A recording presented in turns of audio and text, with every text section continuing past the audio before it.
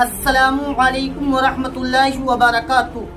حضرت علی رضی اللہ عنہ کا ایک دلچسپ فیصلہ، اور اس واقعے کو سبھی حضرات ضرور سنیں اور آگے اس ویڈیو کو شیئر بھی کریں۔ ایک مرتبہ دو افراد سفر پر تھے، ایک کے پاس 3 روٹیاں تھی اور دوسرے کے پاس 5 روٹیاں تھیں۔ دونوں مل کر کھانے بیٹھے ہی تھے کہ اتنے میں ایک تیسرا مسافر بھی آ گیا اور وہ بھی کھانے میں شریک ہو گیا۔ کھانے سے فراغت ہوئی تو اس نے یعنی مسافر نے 8 درہم اپنے حصے کی روٹیوں کی قیمت دے دی اور آگے بڑھ گیا۔ جس شخص کی 5 روٹیاں تھی اس نے سیدھا حساب یہ کیا کہ اپنی 5 روٹیوں کی قیمت 5 درہم لی، اور دوسرے کو یعنی جس شخص کی 3 روٹیاں تھی اس کو 3 روٹیوں کی قیمت 3 درہم دینے چاہے، مگر وہ اس پر راضی نہ ہوا اور نصف کا مطالبہ کیا۔ پھر یہ معاملہ حضرت علی رضی اللہ عنہ کی خدمت میں پیش ہوا۔ حضرت علی رضی اللہ عنہ نے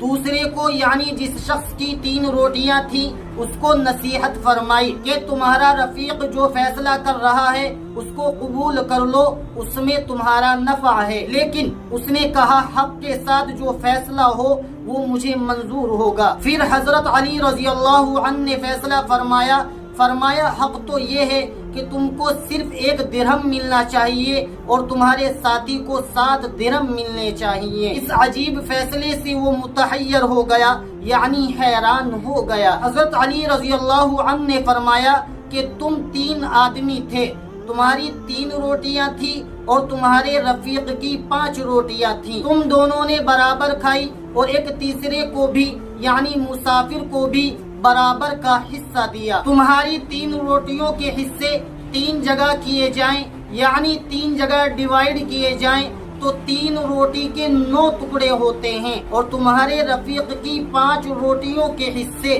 3 جگہ کیے جائیں یعنی 3 جگہ ڈیوائیڈ کیے جائیں تو 5 روٹی کے 15 ٹکڑے ہوتے ہیں۔ تم اپنے 9 ٹکڑوں کو اور اس کے 15 ٹکڑوں کو جمع کرو تو 24 ٹکڑے ہوتے ہیں۔ تینوں میں سے ہر ایک نے برابر ٹکڑے کھائے تو فی کس یعنی ایک آدمی کے 8 ٹکڑے ہوتے ہیں۔ تم نے 9 ٹکڑوں میں سے 8 ٹکڑے خود کھائے اور 1 ٹکڑا تیسرے مسافر کو دیا، اور تمہارے رفیق نے 15 ٹکڑوں میں سے 8 خود کھائے اور 7 ٹکڑے تیسرے مسافر کو دیے۔ اس لیے 8 درہم میں سے 1 درہم کے تم مستحق ہو اور 7 درہم کا تمہارا رفیق مستحق ہے۔ یہ تفصیل اور فیصلہ سننے کے بعد اس جھگڑنے والے شخص نے آپ کے یعنی حضرت علی رضی اللہ عنہ کے فیصلے کو قبول کر لیا، اور حضرت علی رضی اللہ تعالی عنہ بہت زیادہ انصاف کرنے والے صحابی رسول ہیں، اور حضرت علی رضی اللہ تعالی عنہ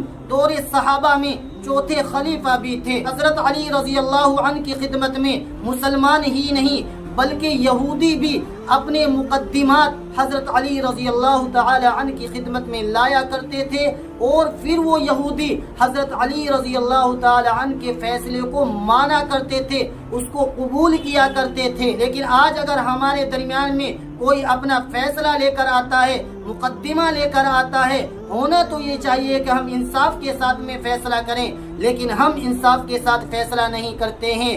اگر کوئی ہمیں تھوڑا سا لالچ دے دیتا ہے یا رشوت دے دیتا ہے کہ یہ فیصلہ میرے حق میں کر دینا، تو ہم اس لالچ کی وجہ سے دوسرے کے حق میں فیصلہ کر دیتے ہیں، جھوٹی گواہیاں دے دیتے ہیں۔ اگر کسی نے کہا کہ میں تجھے 20,000 روپے دے دوں گا اور تجھے کورٹ میں جا کر میرے لیے گواہی دینی ہے، تو ہم جھوٹی گواہی دینے کے لیے تیار ہو جاتے ہیں، اور اس وجہ سے پھر دوسرے کا نقصان ہو جاتا ہے۔ میرے عزیز بھائیوں اور بہنوں، ہمیں حضرت علی رضی اللہ تعالی عنہ کے اس فیصلے سے ایک سبق لینا چاہیے اور انصاف والا مادہ اپنے اندر پیدا کرنے کی کوشش کرنی چاہیے۔ اس ویڈیو کو زیادہ سے زیادہ شیئر کیجیے۔ اگر آپ اس طرح کے دلچسپ واقعات سننے کا شوق رکھتے ہیں تو ہمارے اس دینی چینل کو سبسکرائب کر لیجئے، اور اگر آپ ہماری یہ ویڈیو فیس بک اور انسٹاگرام پر بھی دیکھ رہے ہیں تو وہاں بھی فالو کر لیجئے۔